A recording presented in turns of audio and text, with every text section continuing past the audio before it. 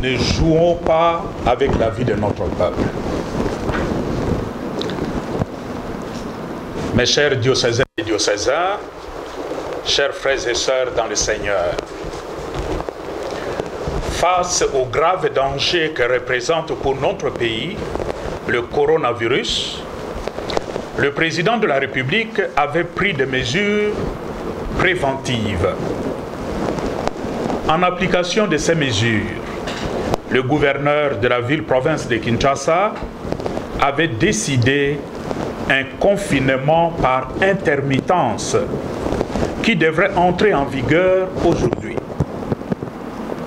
Hier soir, nous apprenions que ces mesures sont reportées, ce qui laisse le peuple, qui s'y était pourtant préparé, dans un flou total. Ces reculs donnent l'impression que le pouvoir tâtonne dans la gestion d'une matière aussi délicate que la santé publique de notre peuple en ces contextes de graves épidémies.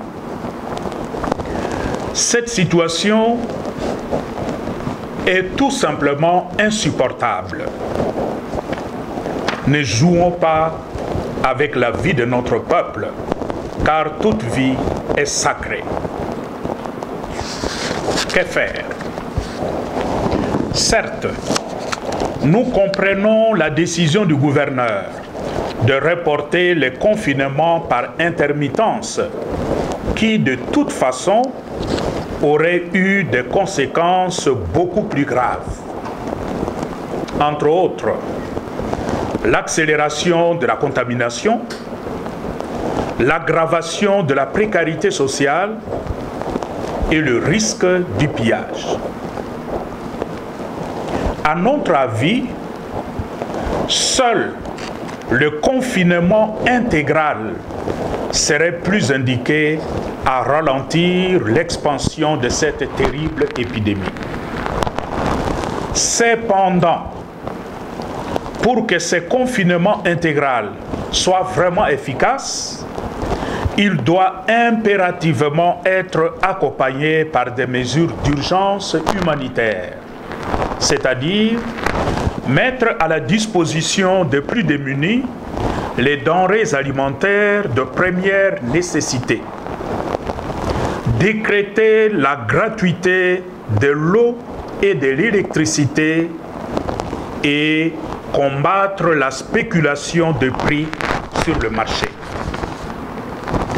Aussi, invitons-nous la population à s'en tenir scrupuleusement aux mesures de prévention édictées par les autorités compétentes. C'est également le moment pour nous tous de manifester notre solidarité les uns envers les autres, surtout envers le plus démuni. Frères et sœurs dans le Seigneur, notre secours est dans le nom du Seigneur qui fait le ciel et la terre. Gardons donc vive notre espérance en lui, qui est toujours avec nous et ne nous abandonnera jamais. Puisse la Vierge Marie, Notre-Dame du Congo, intercéder pour notre pays. Je vous remercie. Jouer avec le peuple.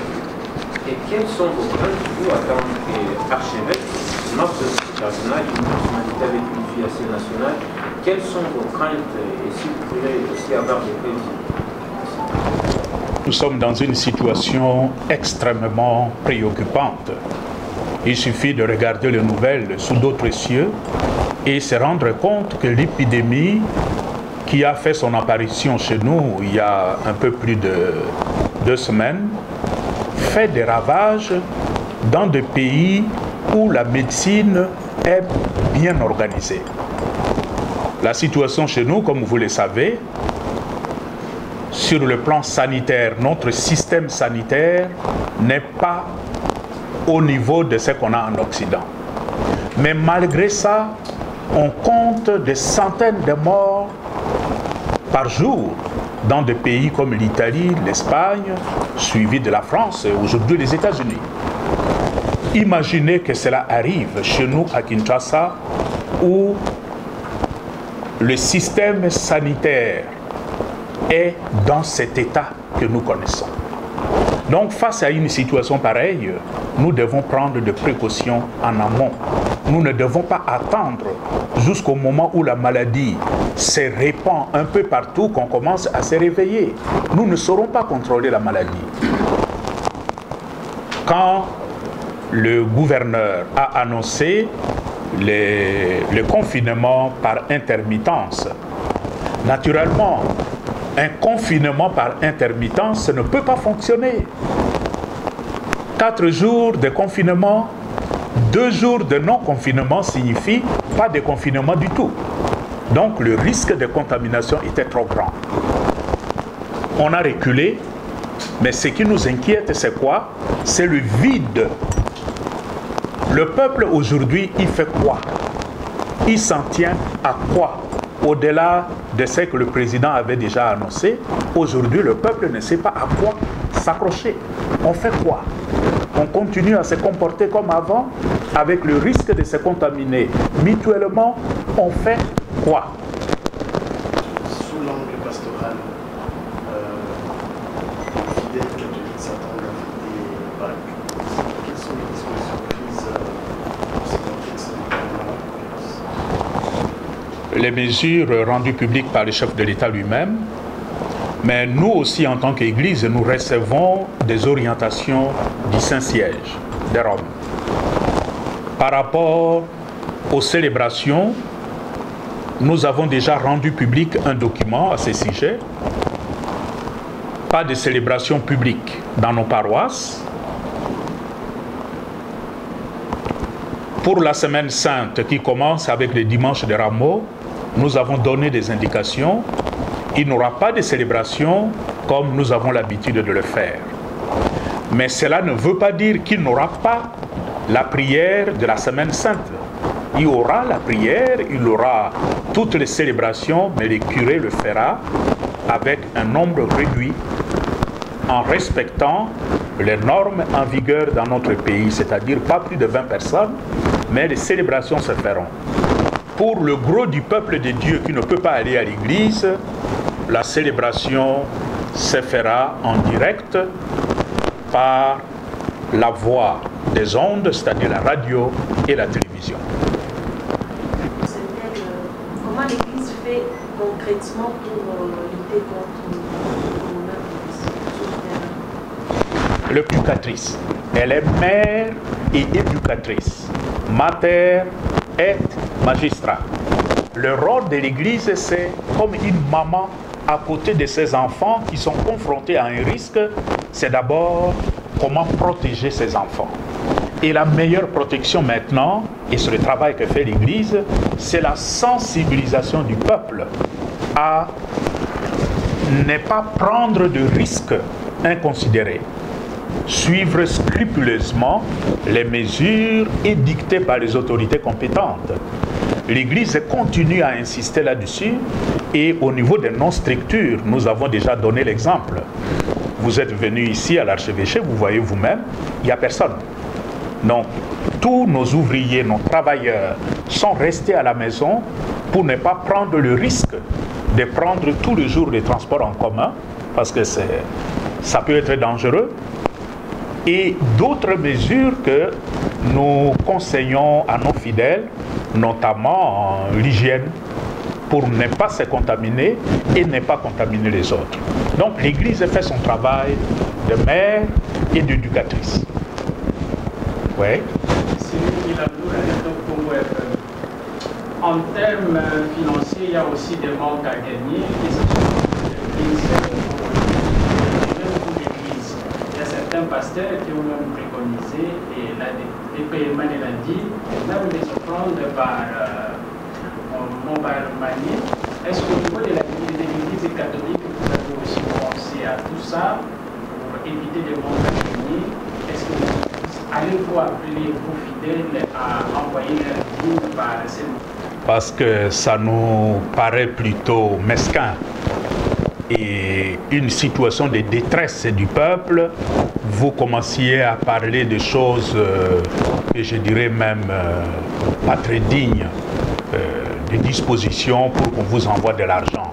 Je ne crois pas que ce soit digne d'une église comme l'église catholique. Ça, nous ne le ferons pas. Cependant, nous insistons sur la solidarité qui doit s'organiser au niveau de la base, c'est-à-dire au niveau des CVB, au niveau des paroisses, pour que personne ne puisse mourir de faim, y compris aussi les prêtres.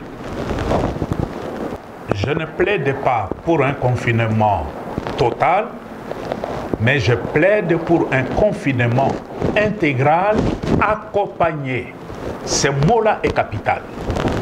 Parce que je connais la situation de mon peuple. Si vous confinez les Quinois pendant 2-3 jours, il y aura des morts. On ne peut pas le faire. Mais si on ne fait pas un confinement intégral, nous n'allons pas interrompre la chaîne de contamination. Confinement intégral, mais ça doit être accompagné par des mesures appropriées. Ce que j'ai appelé mesures d'urgence humanitaire. Si les gens restent chez eux, mais ils doivent être sûrs qu'ils ne vont pas mourir de faim. Sinon, vous combattez une épidémie pour la remplacer par une autre, beaucoup plus dangereuse, qui serait la faim. Et ça, nous ne conseillons pas ça. Nous sommes pour le confinement intégral accompagné des mesures humanitaires. Et là, c'est le rôle de l'État. C'est l'État qui doit accompagner. Ce serait d'alarme tirée par les médias de notre pays et les médias étrangers également. Notre présence, merci de votre participation. Nous demandons à l'éminence de se presse par la prière de la bénédiction. Qui est notre peuple qui est préoccupé, notre peuple qui a des soucis à ce moment quant à son avenir. Nous allons le confier à la Vierge Marie, Notre-Dame du Congo, pour qu'elle intercède auprès de son Fils Jésus-Christ, pour que le pire ne nous arrive pas. Je vous salue Marie, pleine de grâce, le Seigneur est avec vous. Vous êtes bénie entre toutes les femmes. Dieu Tout-Puissant vous garde et vous bénisse. Au nom du Père et du Fils et du Saint-Esprit. Allez dans la paix, demeurez dans la joie du Christ.